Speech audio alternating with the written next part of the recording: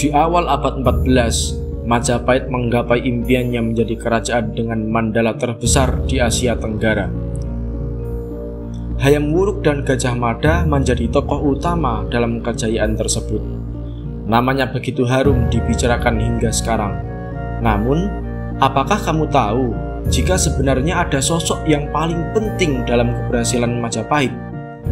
Ia adalah Gayatri Rajapatni, ibunda dari Tribhuwana Wijaya Tunggadewi, nenek dari Hayam Wuruk dan guru terbaik bagi Gajah Mada.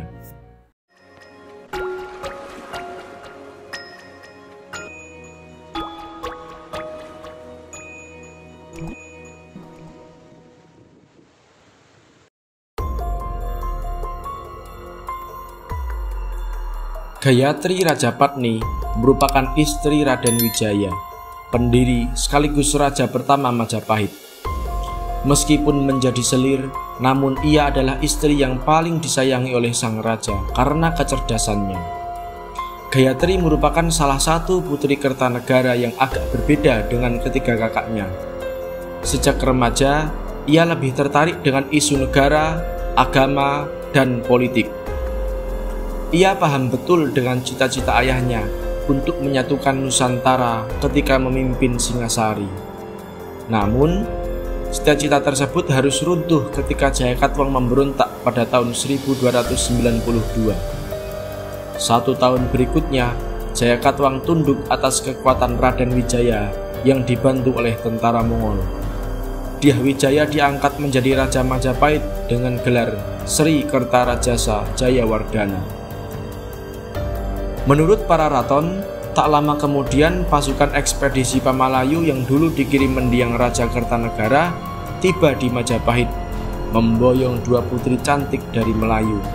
Salah satunya Dara Petak, dijadikan selir oleh Dyah Wijaya. Dan dari Dara Petak inilah lahir Jayanegara yang dinobatkan sebagai putra mahkota karena istri-istri Dyah Wijaya tidak dikaruniai anak, kecuali Gayatri yang melahirkan 2 putri, yakni Dyah Gitarja dan Dyah Wiyat. Pada tahun 1309, Dyah Wijaya mangkat dan digantikan Jayanegara. Namun, 19 tahun kemudian Jayanegara terbunuh sebelum sempat memiliki keturunan. Untuk penjelasan mengenai skandal pembunuhan Jayanegara telah kami bahas di video sebelumnya. Silahkan klik link di deskripsi ya. Putri sulung Gayatri, yakni Dyah Gitarja, naik tahta dengan gelar Tribhuwana Wijaya Tunggadewi. Di masa inilah Mahapatih Gajah Mada mengikrarkan Sumpah Palapa untuk menyatukan Nusantara di bawah Panji Majapahit. Sementara Gayatri memilih menjadi biksuni sekaligus mendampingi putrinya dalam menjalankan pemerintahan.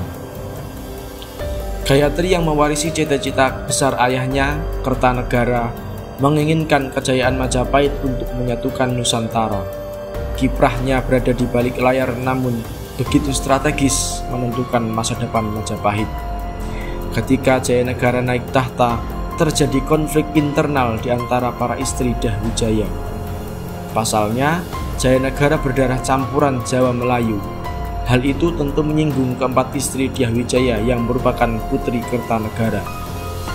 Selain itu, menurut para raton, Jayanegara merupakan raja yang lemah dan jahat, yang sudah pasti tidak akan sejalan dengan pemikiran Gayatri yang ingin menyatukan Majapahit.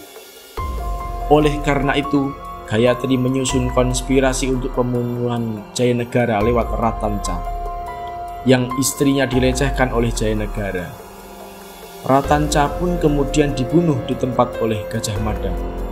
Terbunuhnya Jayanegara dan diangkatnya Tribhuwana Wijaya Tunggadewi berarti mengembalikan tahta Majapahit kepada Wangsa Rajasa.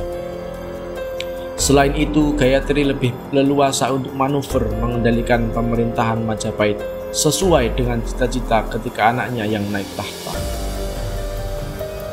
Gajah Mada diangkat menjadi Mahapatih ketika Tribhuwana Wijaya Tunggadewi naik tahta.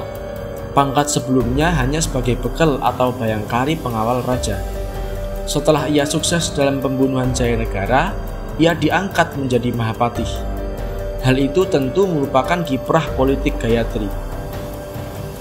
Baik Tribhuwana maupun Gajah Mada adalah generasi penerus atau generasi baru yang tak mengenal langsung Kertanegara dan visi besarnya. Namun, dengan Gayatri di belakang mereka, visi itu dapat diwujudkan kembali. Seusai dilantik sebagai Mahapatih, Gajah Mada mengikrarkan Sumpah Palapa untuk menyatukan Nusantara di bawah Panji Majapahit. Seluruh hadirin menertawakannya kecuali Ratu Tribhuwana dan Gayatri. Menurut para raton, atas restu sang Ratu Tribhuwana, mereka yang menertawakan dibunuh di tempat oleh Gajah Mada tanpa ada konsekuensi hukum. Di sini jelas bahwa warna politik Gajah Mada adalah meneruskan cita-cita Kertanegara melalui bimbingan Gayatri. Gajah Mada mampu membawa Majapahit menuju puncak kejayaannya pada masa pemerintahan Hayam Wuruk. Dan seperti yang kita tahu, pada masa itu seluruh Nusantara tunduk kepada Majapahit dengan sistem Mandala, sebuah sistem yang berkembang di wilayah Asia Tenggara. Inilah sosok Gayatri, politikus hebat Majapahit yang berperan menyusun siasat hingga Majapahit mencapai masa kejayaannya. Sang Raja Patni didarmakan di Kamal Pandak dan di Bayalangu pada tahun 1362. Di Kamal Pandak, kata Slamet Mulyana dalam tafsir sejarah negara Kertagama, Candi Gayatri dijadikan tugu pemersatu. Candinya diharapkan menjadi penawar kutukan pendeta Barada yang melakukan pembelahan kerajaan atas permintaan Raja Airlangga. Candi makam Sri Raja Patni selanjutnya tersohor sebagai tempat keramat. Menurut Mpu Prapanca, setiap bulan Baraprada dia disekar oleh para menteri dan pendeta. Di tiap daerah, rakyat serentak membuat peringatan dan pemujaan.